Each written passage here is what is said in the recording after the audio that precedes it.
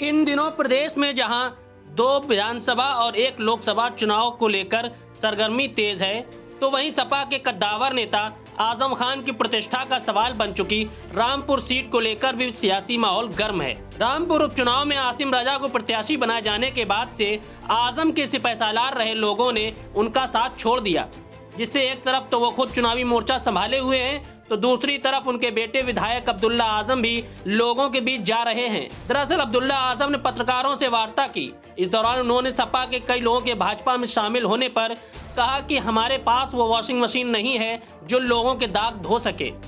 भाजपा के पास वो है, वो दाग धो रही है। अब्दुल्ला ने कहा कि कुछ तो लोगों की मजबूरियां रही होंगी, कोई यूं ही बेवफा नहीं होता। किसी के सामने मुकदमे की मजबूरी है तो किसी के सामने कारोबार की।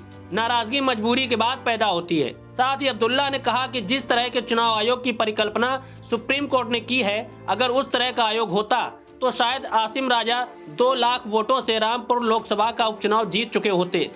आज भी अगर उसी परिकल्पना का चुनाव आयोग हो जाए तो आसिम राजा विधानसभा का उपचुनाव 50,000 वोटों से जीत जाएंगे।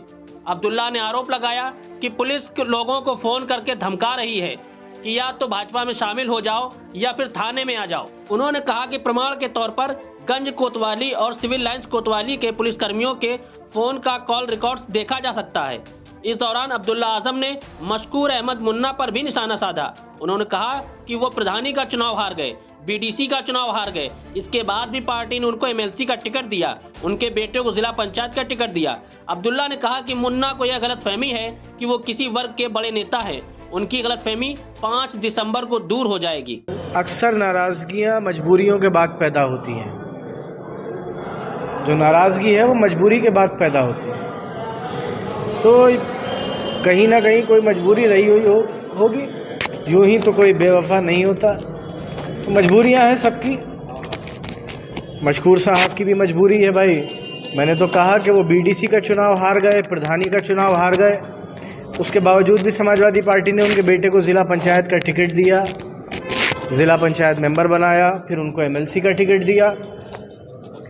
इससे ज़्यादा तो और उनको ये गलतफहमी है कि वो किसी वर्ग को या किसी गांव को रिप्रेजेंट करते हैं। ये उनकी गलतफहमी है। ये गलतफहमी उनकी 5 को दूर हो जाएगी। हालांकि अब्दुल्ला ने गलतफहमी वाली बात भले ही मशकूर अहमद मुन्ना के लिए कही हो, लेकिन सच तो ये है कि चुनावी परिणाम आने के बाद बहुत से लोगों की गलतफहमी दूर हो जाएगी।